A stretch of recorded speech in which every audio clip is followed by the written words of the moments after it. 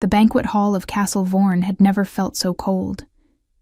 June noticed it before she even crossed the dark stone archway, before she saw the torches trembling along the walls as though they knew something was wrong. The smell was the first sign: burning resin, spilled wine, and beneath all of it, something sharp and tense that she had learned to recognize since childhood. It was the scent of wolves pretending not to be afraid. She tightened her grip on the serving tray and walked in. The heir presentation banquet happened once per generation. Every noble house of the tributary packs attended. Every hierarchy of every clan redistributed itself around a single table, and the Alpha King's son was shown to the world for the first time outside the inner chambers. It was a night of power, a night when wolves measured each other with their eyes and their noses, deciding who rose and who fell within the order. June neither rose nor fell. June served. She was 23 years old and held the position of head attendant of the East Wing, a title that sounded more significant than it was. In practice, it meant she stood for 12 hours at a stretch, refilled goblets, avoided the gaze of nobles, and learned to make herself invisible inside her own body. She was good at it. She'd had years of practice. "You're 2 minutes late," Petra murmured beside her, lifting half the tray's load without being asked. Petra had dark hair cut close to her jaw, and the habit of appearing exactly when needed, as though she could smell other people's stress. They had grown up together in the servants' quarters, daughters of packless wolves, no rank, no name that mattered. "Lord Aldrich has asked for wine twice already." "Lord Aldrich can wait 2 more times," June replied under her breath, eyes already mapping the room. Petra swallowed a smile. The hall was full. Banners from 7 different packs hung from the dark timber beams, red and gray of the Vorn, forest green of the Heron, black and gold of the Cassin, others June recognized by shape, but had never needed to know closely. The tables formed a horseshoe around an open central space, where a low platform held the Alpha King's primary chair. Darius Vorn was not sitting in it. He stood beside it, speaking in low tones with 2 men June identified as generals by the cut of their armor. He was taller than most in the room, not in a showy way, but in the way a stone is larger than the grass around it. It was simply a difference in substance. Dark hair, a controlled expression, and that particular silence that surrounded powerful alphas without effort. The kind of silence that said, "This one does not need to raise his voice to be obeyed." June looked away. It was none of her concern. She began her circuit, serving, collecting, smiling when required, and disappearing when possible. The evening followed its usual ritual: speeches, toasts, the careful exhibitionism of nobles who despised each other but understood the necessity of the arrangement. June caught fragments as she moved. "They say the boy already feels the bond, born with a strong scent. Aldrich is pushing for a marriage alliance before the first frost. The Heron brought 80 wolves. 80. That's not a visit. That's a statement." June collected an empty goblet near the central pillar and drew a slow breath. The air was thick with layered scents. So many wolves in an enclosed space created an invisible haze that left her faintly lightheaded. She was not a pack wolf. She had never completed any integration ritual. Her scent was too clean, too neutral. What the nobles called empty and the other servants called lucky, because an empty scent threatened no one. She was turning back toward the kitchen corridor when she heard the crying, faint, too high to come from the main hall. It came from one of the side passages connecting the West Wing, the private chambers, to the service area. June stopped. Petra, across the hall, hadn't heard it. No one had. The musicians covered everything. She went anyway. The corridor was poorly lit, a single torch every 10 paces, long shadows filling the gaps between them. The crying grew clearer as she moved. It was a very small child, the kind of sound that hasn't learned control yet, that doesn't know there's any reason to be quiet. And beneath the crying, something else. Footsteps. Several. Too heavy for servants. June turned the corridor's bend and saw 3 wolves. They wore none of the tributary pack uniforms. Their clothes were dark, unmarked, the kind of thing worn by people who don't want to be remembered. One of them was holding the boy, the Alpha King's son, a child not yet 2 years old, eyes wet, Small fists clenched, fighting without knowing yet what fighting was. All three men looked at her. June did not think. She was not a hero in that moment. She was simply someone whose body moved before her mind could stop it. She threw the tray at the face of the man holding the child, metal connecting with the bridge of his nose with a sharp crack, and the boy pitched forward. June caught him before he reached the floor, turned, and ran. She didn't get far. The first blow came to her back, a pain that wasn't immediate, that arrived with a second's delay the way thunder follows lightning. She staggered, but didn't fall. She held the child tighter. She tucked her elbow around his head and kept moving. The second blow came to her left side. The third, when she tried to shout, landed between her ribs with a precision that suggested training, not anger. She opened her mouth anyway. The sound that came out was not a clean shout. It was something animal, torn. The kind of thing that travels through walls and timber, and the noise of 50 wolves drinking wine and pretending to be civilized. The fourth blow came, as she was already going down, knees on stone, arms still locked around the child who was crying and twisting without understanding. June felt the cold of the corridor floor rising through her body, as though the stone were slowly absorbing her. She pressed her back against the wall and placed the boy between her arms and her chest, curled over him. The fifth blow never finished. There was a roar. Not the kind wolves produce in training, not the performative sound of ritual challenges. It was the kind of roar that exists before language, before hierarchy, before anything wolves had built to pretend they were more than beasts. It was the sound of something that had never needed to learn authority, because it was born made of it. June heard the sound of 3 men being removed from the corridor, not gently. Then different footsteps, calmer, but heavier. She couldn't lift her head. The boy had stopped crying, or perhaps she had stopped hearing. She couldn't separate things properly anymore. There was blood on the stone floor, and she noted with a strange detachment that it was hers. "Release the boy," said a voice above her. "No." The word left her before she thought it. "Not until... I am his father." June looked up. Darius Vorn was crouched in front of her. Up close, he was different from how he appeared across the banquet hall. No less imposing, he remained that, but more real. There was something in his eyes she hadn't expected to find in a man who commanded 8 packs and had never needed to ask for anything. There was urgency. "Let me take him," he said. His voice dropped so low it was barely voice anymore, just texture and weight. "You can let go. He's safe now." June opened her arms. Darius gathered the child with a speed that only belonged to fathers, not to kings. He checked the boy with his fingers, neck, pulse, breathing. And something in the tension across his shoulders came undone when he confirmed the child was whole. Then he looked at her again. June had her back against the wall, both palms flat on the floor, and 5 places on her body that had begun to hurt in different and competing ways. She tried to stand, and couldn't complete the motion. "Don't move," he said. "I need to return to service," she said. "I'm already behind." He looked at her for a moment that lasted longer than it should have. "What is your name?" "June." She breathed carefully, testing how much air her lungs would accept without complaint. "East Wing attendant." Darius said nothing more. He called the guards who had arrived behind him with a single gesture, and June had the strange impression that he was having difficulty pulling his eyes away from her while he gave the orders. The last thing she saw before losing consciousness was the boy's face looking back at her over his father's shoulder, those wide, wet eyes that understood nothing, but kept watching, as if they already knew, with the animal certainty that very small children sometimes carry, that she mattered. June did not wake in the servants' quarters. She woke in a bed she had never seen before, under linens that smelled of cedar wood and healing herbs, and the ceiling above her was carved stone, worked in a pattern she recognized from the inner chambers of the castle, rooms she had never been permitted to enter. It was morning. Light came in at an angle through a narrow window.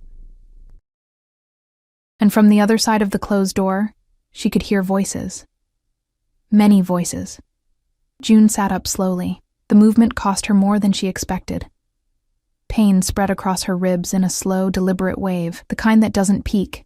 It simply establishes itself and stays, like a tenant who knows they have the right to be there. She pressed one hand to her side and took inventory.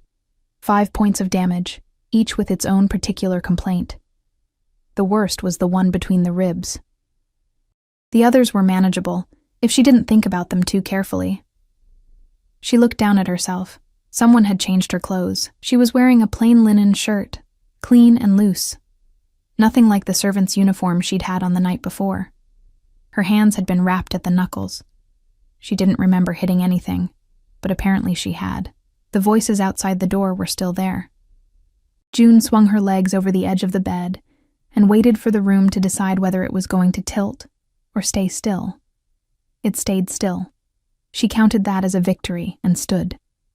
The window was narrow but tall, and when she reached it, the view stopped her. The inner courtyard of Castle Vorn stretched below, a wide space of dark stone and morning mist, the kind of quiet that existed in large places before the day's business began. But it was not empty. Along the far wall, standing in a loose formation that was not quite military, but carried the discipline of men who had spent their lives in service to a pack, were wolves. She counted without meaning to. It was a habit from years of managing supply inventories, of knowing at a glance how many goblets were on a table and how many were missing. 20. 20 wolves standing in the courtyard of the inner keep in the early gray light, without explanation. A knock at the door. "Come in," she said, because saying nothing felt worse. The woman who entered was not a servant. Her posture said that immediately. Straight spine, unhurried movement, the kind of ease that came from knowing exactly where you stood in a room's hierarchy and being comfortable with it. She was perhaps 50, with silver threading through dark hair, and the faint amber shift in her eyes that marked a wolf who had spent decades keeping her nature carefully in check. "You're awake," the woman said, not surprised. More like confirming something she had already expected. "Apparently," June said. "Where am I?" "Guest chambers, East Tower, 3rd level." The woman set a tray on the small table near the window. Broth, bread, a cup of something that steamed. "My name is Marin. I serve as the castle's head of household. The Alpha King asked me to attend to you personally." June looked at her. The Alpha King asked. "He did." June sat back down on the edge of the bed, less because she wanted to, and more because standing while processing that information seemed unnecessarily ambitious. "How is the boy?" Marin's expression shifted slightly. Something that might have been approval, if approval looked like a very small adjustment at the corner of the mouth. "Unharmed. Thanks to you." "He was frightened," June said. "He was more frightened than hurt, but that matters too." "It does," Marin agreed. And this time the approval was less subtle. She moved to the window, looked down at the courtyard, and clasped her hands in front of her with the composure of someone about to say something that required a certain amount of careful framing. "Are you aware of what is happening in the courtyard?" "I can see 20 wolves standing in the cold," June said. "I don't know why." "They arrived at dawn." Marin paused. "Separately, from different packs, different ranks. They don't all know each other." Another pause, shorter. "They came for you." The silence in the room took on a different quality. "That doesn't make sense," June said. "No," Marin agreed calmly. "It doesn't follow any protocol I have seen in 30 years of service to this house, and yet there they are." She turned from the window. "Word travels fast in a castle full of wolves, June. What happened in that corridor last night? The servants know, the guards know, and by extension, every pack representative still within these walls knows. 20 wolves standing in the courtyard asking to formally present themselves to the woman who took 5 blades protecting the Alpha King's heir is, in the language of pack wolves, not a small thing." June stared at her. "I'm a servant." "You were a servant," Marin said simply, not unkindly. Just as a statement of fact, the way one might note that a door that had been closed was now open. Before June could answer that, the door opened again. Not with a knock this time. Petra came through it like she had been held back by something, and had recently decided to stop allowing that. Her eyes went to June, did a rapid full-body assessment, and then visibly exhaled. "You're sitting up. Good. You have color. Also good." She crossed the room and sat beside June on the bed without being invited. which was exactly what June would have expected from her. "How bad is it?" "Manageable," June said. "You have 5 stab wounds. I'm aware. From trained wolves. Also aware." Petra looked at her for a long moment with the particular expression she had been deploying since they were children. The one that said she had many things to say and was deciding which order to say them in. Then she said, "There's a lord standing in the courtyard who introduced himself to the gate guard as Cassin's second son. He apparently walked through the night from the Cassin estate to be here by dawn. She let that land. For you, June." "I heard there are 20 of them," June said. 22 now. 2 more arrived while I was coming up the stairs." Petra's voice was steady, but June knew her well enough to hear the thing underneath it. Not fear, not quite excitement, but something that lived between those 2 places. One of the gate wolves said they're not here by anyone's command. No one called them. No one organized this. They just came. Morin had moved to stand near the door, giving them space with the practiced discretion of someone who understood that some conversations needed a witness, but not a participant. June stood again. The pain reminded her it existed, and she acknowledged it and set it aside. She moved to the window and looked down at the courtyard. 22 wolves. Some in the colors of their packs, some in plain traveling clothes, some bearing the particular stillness of men who had walked a long way through cold pre-dawn air and were not going to let that show in their posture. They were not performing. That was the thing she noticed most clearly. There was no display in how they stood, no calculation. They were simply there. One of them looked up. She didn't know which pack he belonged to. He was broad-shouldered, younger than she expected, with a scar along his jaw and the careful eyes of a wolf who had seen the kind of things that left marks. When his gaze found her at the window, he didn't look away. He held her eyes for a moment, then lowered his head. Not a bow. Something quieter than that. June stepped back from the window. "I need to speak with the Alpha King," she said. Morin's expression shifted again. "He has requested the same." Of course he had. Morin led her through corridors that June had cleaned but never truly seen.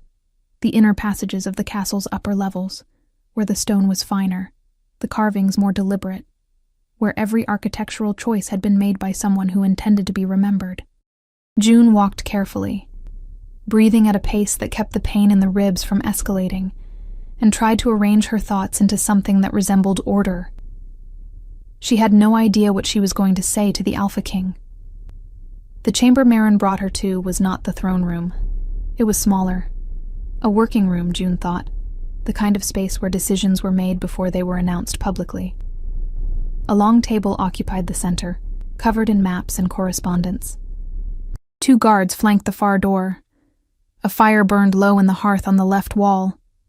Darius Vorn stood at the window with his back to her. He turned when she entered. In the daylight, stripped of the ceremony and the crisis of the night before, he looked different again. Not softer. That was not the right word for him and probably never would be, but more deliberate. Like everything about him had been arranged by some interior principle of economy. No excess. No performance. Just a man who had made a great many decisions in his life and carried each one somewhere in the line of his jaw. His eyes went to her side instinctively, checking the injury, before they came up to her face. "You should be resting," he said. "You requested to see me," she said. Something moved across his expression. Not quite amusement. Something adjacent to it. "I did." He moved away from the window, not toward her, just shifting the weight of his presence in the room. "Sit down, June. I'm fine standing. You're holding your breath every 4th step to manage the pain in your left side," he said. "Sit down." She sat. He remained standing, which she suspected was not coincidental. But he didn't use the height to loom, which told her something about him. He moved to the table, rested one hand on its surface, and looked at her with the directness of someone who had decided in advance that this conversation would not involve any of the usual formalities. "Tell me what you saw in that corridor," he said. "Everything. From the beginning." So she told him. She kept it clean and factual, the way she had learned to report shortages in the supply inventory. No editorializing, no emotion, just sequence and detail, the sound she'd heard, the 3 men, the boy, what she'd done, and in what order. She watched his face while she spoke, and found very little there to read, which she understood was its own kind of information. When she finished, he was quiet for a moment. "You didn't hesitate," he said. "No." "Why?" June considered the question seriously, the way it deserved. "Because he was small and frightened, and there was no one else in that corridor," she said. That's all it was. Darius looked at her for a long time after that. Outside, in the courtyard below the window, she could hear the faint sound of more wolves arriving. The silence between them was not uncomfortable. That was the thing June noticed most. The way Darius Vorn occupied silence the way other men occupied speech, without apology, without the nervous impulse to fill it. He looked at her with the particular attention of someone who was not merely listening to what had been said, but cataloging everything that hadn't been. She was starting to find it difficult to hold his gaze without her pulse doing something she preferred not to examine.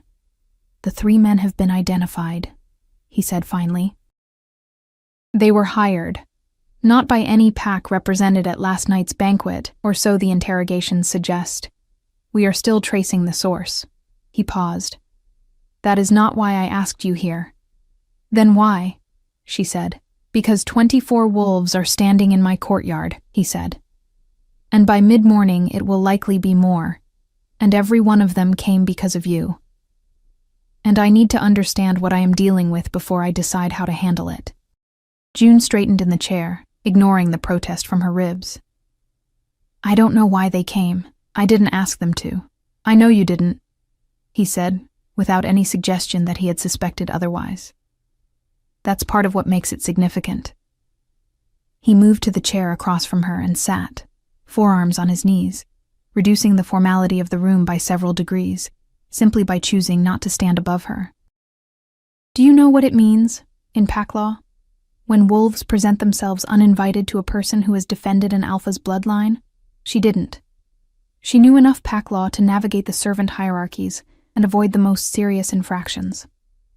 The deeper traditions, the ones written in the old language and recited at rituals she was never included in, those had never been her territory. "It means," he said, watching her, "that they are declaring a debt. Pack wolves understand protection as a fundamental currency. What you did last night was not registered by those men out there as an act of service or employment. It was registered as the act of a wolf who chose to place herself between a threat and an alpha's heir with no obligation to do so. In pack understanding, that creates a bond of honor. They came to acknowledge it." June was quiet for a moment. "I'm not a pack wolf," she said. "No," he agreed. "Which makes what you did more significant, not less. A pack wolf acting in defense of the heir fulfills an existing oath. You fulfilled nothing. You chose."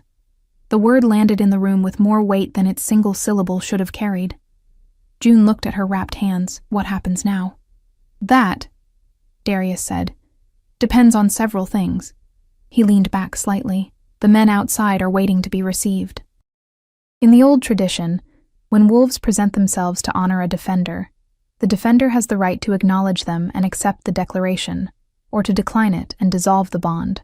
If you accept, you become, in the eyes of pack law, a protected figure, not a servant, not a packless wolf, something with standing. "And if I decline, they go home," he said. "The honor is still yours, but the formal standing disappears." June thought about Petra, about the servants' quarters where she had slept for 23 years on a narrow bed with a window that let in the winter, about the word empty, which was what the nobles called her scent, and the careful invisibility she had cultivated so long it had started to feel like a personality trait, rather than a survival strategy. "You said it depends on several things," she said. "What are the other things?" Darius looked at her for a moment that had an edge to it she couldn't fully identify. "There is the matter of my son," he said. She waited. "He hasn't spoken since last night," Darius said. "He's not hurt. The healers have confirmed it. He simply stopped talking." He was beginning to use words, small ones, 4 or 5 that he had learned in the last month. Since last night, he has said none of them. He paused. Except one. June felt something shift in her chest. He has said your name, Darius said quietly. June. Repeatedly. Since this morning, when he woke and you were not in the room. He held her gaze. He is 2 years old and he does not know your name. He heard it once, in a corridor, in a moment of crisis. And it is the only word he will say. The room was very still. Children that age form attachments quickly, June said, because she needed to say something practical, or the pressure behind her sternum was going to become a problem. They do, he agreed. But my son is also the heir to 8 packs, and whatever bond he has decided to form with you is not something I am in the position to dismiss as simple attachment. He stood, slowly, and moved back toward the window. I am not asking you to become his caretaker. I am telling you what is happening so that you have the full information before you make your decision about the courtyard. June stood as well, because sitting while he stood had started to feel like a concession she hadn't agreed to make. Outside the window, the courtyard had grown louder. She could hear the low register of wolves talking in the particular way of men who were waiting patiently but not passively. I want to see them, she said. Darius turned from the window. Now? Yes. He studied her for a moment, the careful, unhurried assessment she was beginning to recognize as simply the way he looked at things he considered worth looking at. Then he moved toward the door and held it open. The walk to the courtyard took them through the main corridor of the keep's ground level, past guards who stood straighter as Darius passed, and who looked at June with expressions she couldn't entirely read. Not hostility. Not quite. More like recalibration, like men who had filed her in one category for years and were now being asked to consider a different one. Petra was waiting near the base of the stairs. Her eyes went to June first, then to the Alpha King walking beside her, and her expression performed a rapid and involuntary series of adjustments before settling into something that looked like carefully managed composure. June gave her a look that meant, I will explain later. Petra gave her a look back that meant, you will explain now, or I will invent the explanation myself, and it will be worse. The courtyard doors opened. The morning light had strengthened while she was inside, the mist burning off to reveal a sky the color of pale iron. The wolves in the courtyard turned when she appeared, and the shift was immediate, not dramatic, not choreographed, but the kind of organic reorientation that happened when a room's center of gravity changed. There were 31 of them now. She counted without thinking. They were not uniform in rank or age or pack allegiance. She could see that in the variation of colors, the different styles of cloak and armor, the spread of ages from men who looked barely older than her, to wolves with gray at their temples who carried the kind of stillness that only came from decades of surviving things. What they had in common was the quality of their attention, all of it directed at her with the same unperforming steadiness she had noticed from the window. The one with the scarred jaw was near the front. Up close he was younger than she had thought, perhaps 26, with the careful posture of a second son who had spent his life proving something. He stepped forward slightly, not aggressively, and inclined his head. My name is Rowan Casson, he said. Second of the Casson line. I walked through the night to be here because what you did deserved to be acknowledged before the day was old. He paused, and the formality in his voice was real, but not stiff. We don't know you. Most of us have never seen your face before this morning, but we know what you did, and we know what it cost you, and in the old language that is enough. A low sound moved through the gathered wolves. Not words. Something older than words, the kind of resonance that pack animals produced when something was confirmed rather than stated. June stood in the cold morning air with 5 healing wounds and borrowed clothes, and the Alpha King standing 2 steps behind her, and she felt, for the first time in her life, the strange and unsteady sensation of being seen, not evaluated, not assessed for usefulness or rank or the emptiness of her scent. Seen.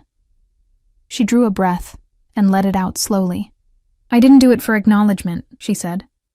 Her voice came out steadier than she expected. I did it because there was a child in that corridor and someone had to.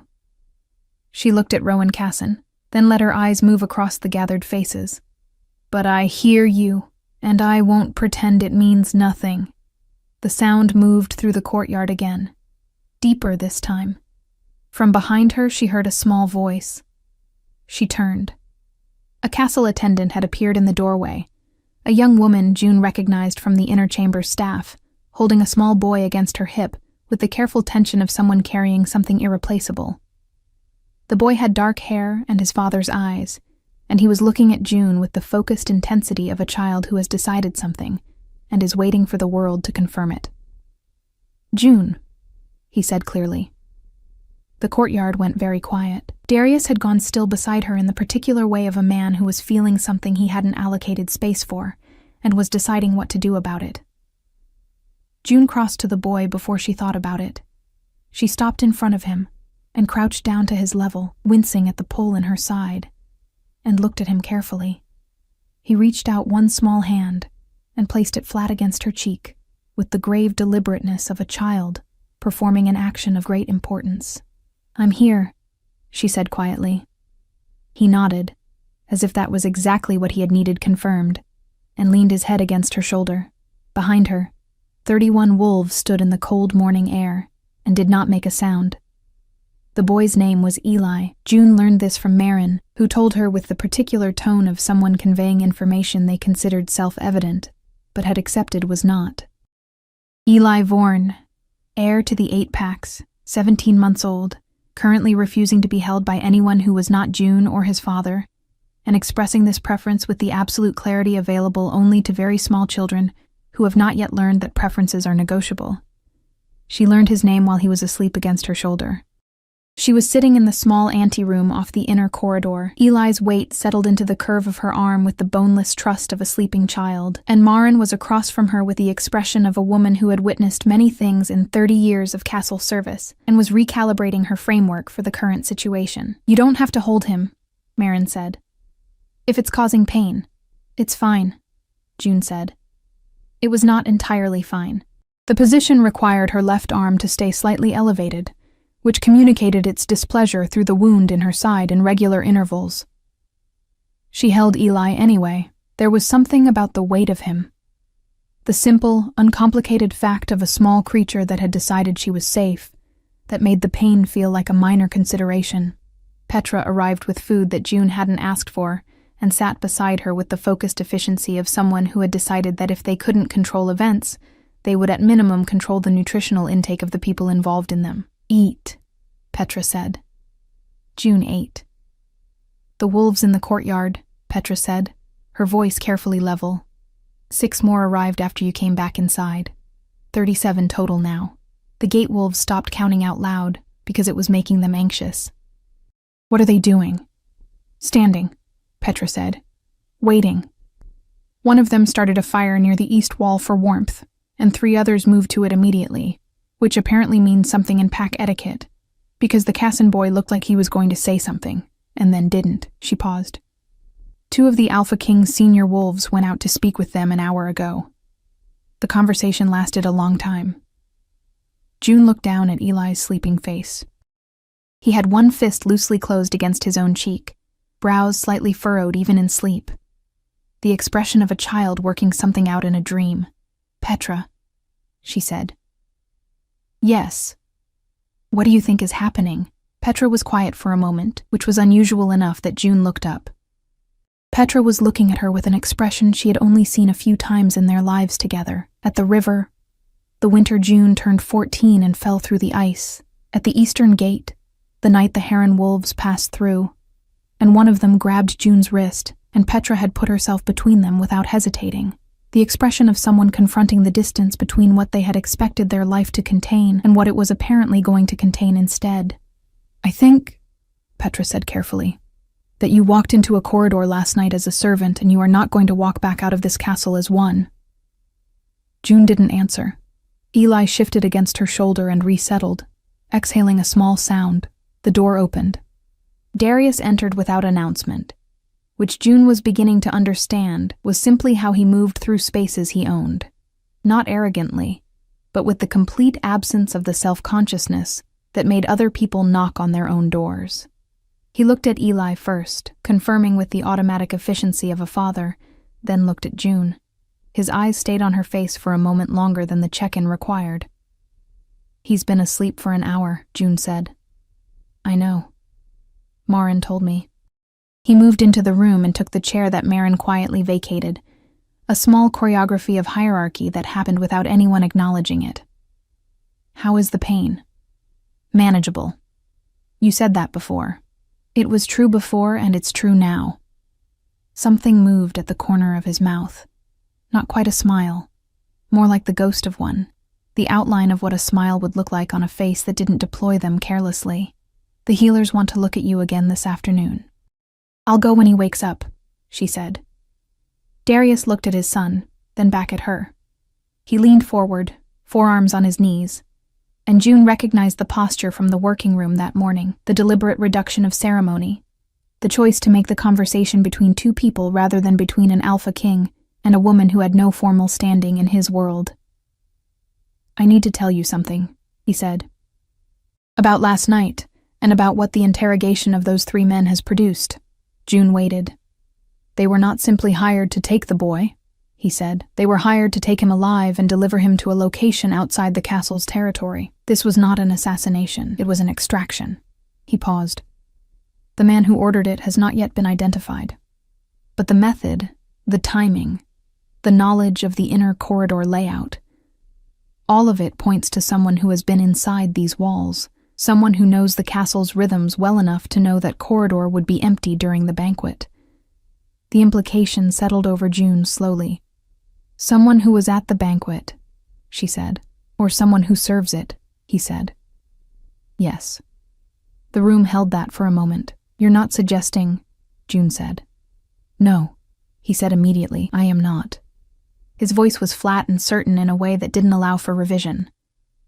"What I am telling you is that the investigation is ongoing, and the castle is not entirely safe, which means that the 39 wolves currently in my courtyard are not, from a purely practical standpoint, an unwelcome development." June looked at him. 39 now? "As of 20 minutes ago," he said. And there was something in his voice she was learning to identify, a dryness, very controlled, that lived in the same neighborhood as humor without committing to the address. She looked down at Eli again, at the small fist against his cheek. "What do you want from me?" she said. Not accusatory, genuinely asking. Darius was quiet for long enough that she looked up. He was watching her with that careful, unhurried attention, and for the first time she noticed what it actually felt like to be on the receiving end of it, not evaluated, as she had thought in the working room, not assessed. It was something different. It was the attention of someone who had decided that a thing was worth understanding completely, and had the patience to do it properly. "I want," he said slowly, "to offer you a formal position in this household, not as a servant, as a ward of the Vorn line with the standing that entails." He paused. "It would mean protection under pack law. It would mean the wolves in the courtyard have a framework for the declaration they've already made. And it would mean my son," he glanced at Eli, "has access to the person he has apparently decided is essential." June processed this carefully. "A ward," she said. "Yes. That's a formal designation." "It is. It would change everything about my position here." "Yes," he said. "It would." She looked at him. "Why?" The question was not strategic.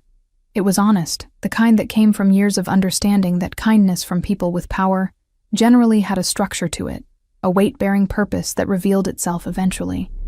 And it was better to find that purpose early than to be surprised by it later. Darius held her gaze. "Because my son said your name 43 times this morning before anyone could bring him to you," he said. "Because 39 wolves walked through the night on their own decision to stand in my courtyard for you. Because you took 5 blades in a corridor, and your first concern when you regained consciousness was whether the boy was frightened." He paused.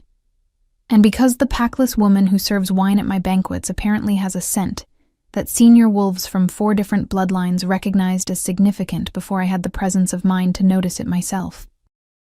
The last sentence landed differently than the others. June went very still. "What does that mean?" she said. "It means," Darius said, and something in his voice had changed, quieter now, more careful. The way a man spoke when he was approaching something he hadn't fully mapped yet, that my head of guard pulled me aside this morning and told me that 3 of the wolves in that courtyard said the same thing, independently, to 3 different people. He held her eyes. They said your scent carries the marker of the old bloodlines, the lines that predate the current pack system. The ones that were thought to have died out 2 generations ago. Eli stirred against her shoulder. June realized her hand had tightened slightly around him and made herself relax it. "I'm packless," she said. "I've always been packless." "I know," Darius said. "That's exactly the problem." Outside in the courtyard she heard the wolves. Not the murmur of waiting men this time. Something that had shifted in register, lower and steadier, the sound of a large number of wolves moving into a formation that meant something in a language she was only beginning to understand she had always spoken. Eli opened his eyes. He looked at June with the clear, direct gaze of a child who had slept well and woken into a world that contained the person he needed and therefore was in order. Then he looked at his father, then back at June. "June," he said, with the satisfied certainty of someone confirming an arrangement. Darius looked at his son, then at June. And for the first time since she had known him, which was less than a full day but felt longer in the way that compressed time always did, the expression on his face was one she could read completely. He was not calculating. He was not performing. He was simply a man sitting across from a woman who was holding his child, in a room that smelled of cedar and healing herbs, confronting something that had walked into his castle in servant's clothes and had not, it turned out, been a servant at all. "Stay," he said. It was not a command. It was not a request exactly either. It was the word of a man who had spent his entire life making decisions and had just made one that surprised him. She stayed. Not because he asked. Not because of the 39 wolves in the courtyard, or the formal designation of ward, or the old bloodline markers that 3 senior wolves had identified independently before she had even learned what they meant. She stayed because Eli had opened his eyes that morning and said her name with the quiet certainty of someone confirming that the world was still correctly arranged, and she had understood in that moment that some decisions are not really decisions at all. They are simply acknowledgments of what has already become true. The formal proceedings happened 4 days later, when she could walk without managing her breath, and the healers had cleared her for anything that didn't involve weapons or stairs taken too quickly. Marin dressed her in Vorn colors, deep gray with a narrow border of dark red at the cuffs, simple and clean, and told her with characteristic economy that she looked appropriate, which June had come to understand was Marin's version of a significant compliment. Petra helped her with her hair and did not say anything meaningful for the entire duration, which meant she was feeling a great deal. "Say it," June told her. "I'm not saying anything. Petra." Petra set down the comb and looked at her in the mirror with the expression of someone who had been waiting 23 years for the right moment and was now uncertain whether this was it or whether something even more significant was still coming. "I always knew," she said finally, "that you were not what they said you were." June looked at her reflection, the gray clothes, the healed skin above the collar where one of the wounds had left a faint mark. Her own face, which she had never considered remarkable, looking back at her from the mirror of a room in the inner castle. "You couldn't have known," June said. "I knew you," Petra said simply. That was enough. The courtyard ceremony was not elaborate. Darius had deliberately kept it from becoming a spectacle. No banners, no speeches, no assembled nobility performing their understanding of the moment. What it was instead was precise. June standing in the morning light, Darius to her left, Marin bearing the Vorn house seal, and the wolves who had come for her arranged in the courtyard in a formation that the old pack traditions called the witness circle. There were 44 of them by the morning of the ceremony. More had arrived in the days between. Word spreading through channels that June didn't entirely understand and had stopped trying to map. Rowan Casson was still among them, the scar on his jaw catching the light when he turned. He had not left. None of the original 39 had left. The declaration was read in the old language, which June did not speak fluently, but understood in pieces, enough to follow the shape of what was happening. Ward of the Vorn line, protected under pack law, standing recognized by the witness circle. Bloodline status under investigation and formal acknowledgement pending further determination. That last part was new. Darius had told her 2 days before, in the working room with maps spread across the table, and Eli asleep in the chair by the fire, that the investigation into her bloodline had produced something that required careful handling before it was made public. He hadn't told her what, exactly. He had told her it was significant, and that she would know the full details before anyone else did, and that he was telling her this now so she could decide whether the ceremony should wait. She had told him it should not wait. He had looked at her for a moment with that careful attention, and then nodded once. When the declaration was complete, the wolves in the courtyard responded in the old way.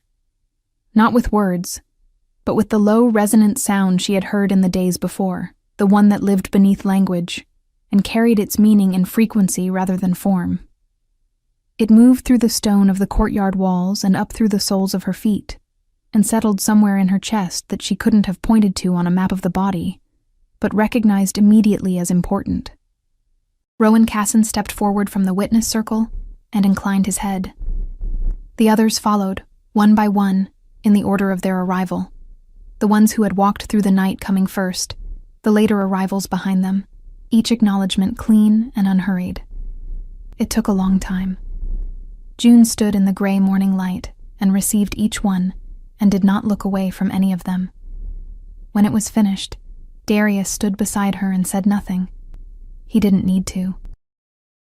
The investigation into her bloodline concluded 3 weeks later. Darius told her himself, in the same working room, at the same table, with a fire in the hearth, and Eli on the floor between them arranging small carved wooden pieces into formations that only made sense to him.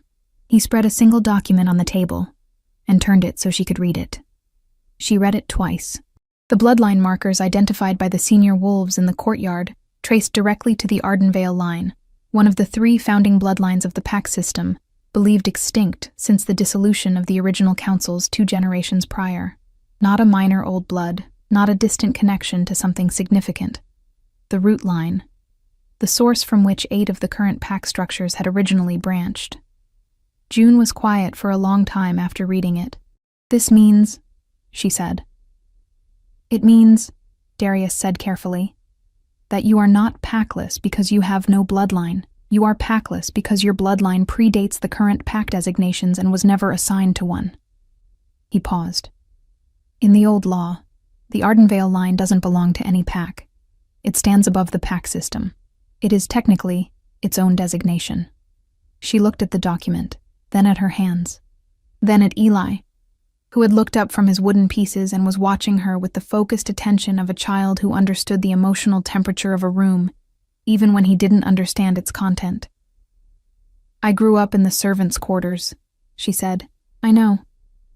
I spent 23 years being called empty." "I know," he said, and his voice had something in it she had heard only a few times, a quietness that wasn't calm exactly, but was the product of a man exercising significant restraint over something that wanted to be louder. June set the document down. She looked at the fire for a moment. Then she looked at Darius. "What happens now?" she said. He held her gaze. "That depends on what you want." She thought about that. The question of what she wanted had not been directed at her often enough that she had a ready answer. She examined it honestly, the way she had always examined difficult supply inventories, without wishful thinking, without avoiding the parts that were complicated. She wanted the 44 wolves in the courtyard to have a framework that honored what they had done. She wanted Eli to grow up knowing that the world contained people who would step into a corridor for him without calculation.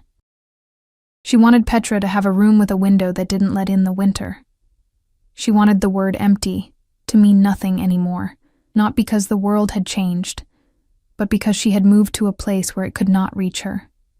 And she wanted the man sitting across from her, who had looked at her from the first moment with the attention of someone who intended to understand her completely, to keep looking. She said most of this, not all of it. The last part she kept, because some things were better allowed to move at their own pace, rather than named before they were ready. Darius listened to all of it without interrupting. When she finished, he was quiet for a moment. Then he said, "The Ardenvale designation, if formally reinstated, would make you a sovereign bloodline within the pack system. not subject to any alpha's authority. He paused. Including mine. I'm aware, she said. Most people in your position would find that significant. I'm not most people, she said. And I'm not interested in sovereignty as a way to be above something. I'm interested in it as a way to stand beside something without being lesser. The fire crackled. Eli had abandoned his wooden pieces and was leaning against June's knee with the comfortable weight of a child who had decided this was where he was meant to be and saw no reason to revisit that decision. Darius looked at her for a long time. Then stand beside it, he said.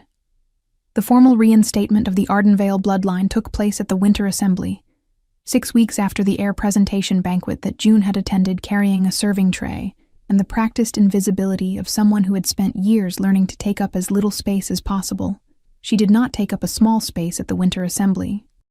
She stood at the center of the great hall with Darius to her right and Rowan Cassin, who had formally pledged the Cassin line's recognition of the Ardenvale reinstatement, to her left, and the 44 wolves who had come to the courtyard arranged behind her, and she felt the weight of every eye in that room recalibrate. Lord Aldrich, who had spent the banquet season maneuvering for influence and had once referred to the East Wing's head attendant as the empty girl, stood near the back of the hall and did not speak.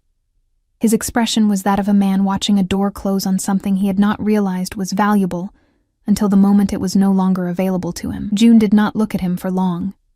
He was not the point. Petra stood near the hall's eastern pillar, in new clothes that fit properly, in a room with a window that did not let in the cold, and watched with the expression of someone who had always known and was allowing themselves, finally, to be entirely unsurprised. Eli, in the arms of his attendant near the doorway, pointed at June across the hall with the decisive authority of a child making an important identification. "June," he said clearly. Several wolves near him smiled. His attendant looked like she was trying not to. Darius, standing beside June, did not smile, but the line of his jaw shifted slightly, and she had learned by then to read what that meant. The declaration was completed. The Ardenvale line was reinstated. The witness circle acknowledged it in the old way, and the sound moved through the hall the same way it had moved through the courtyard, up through the stone floor, into the chest, settling in the place that couldn't be mapped, but could always be felt. Afterward, when the assembly had moved into the banquet and the formal proceedings had dissolved into the quieter business of wolves talking and measuring and deciding, Darius found her near the window where she had stood many times as a servant and never once as herself. He stood beside her, not across from her, looking out at the dark courtyard below where torches burned against the winter cold. "How does it feel?" he said. She considered the question properly, like something that was always true, she said, finally being said out loud. He looked at her. The firelight from the hall caught the edge of his jaw, the particular stillness of him that she had stopped finding unreadable, and had started finding instead like a language she was becoming fluent in. He reached out and took her hand. Not dramatically, not with the performance of a man making a declaration. Simply a choice, made with the same quiet deliberateness with which he made all his choices, certain, unhurried, and not interested in revision. June looked down at their joined hands, then up at him.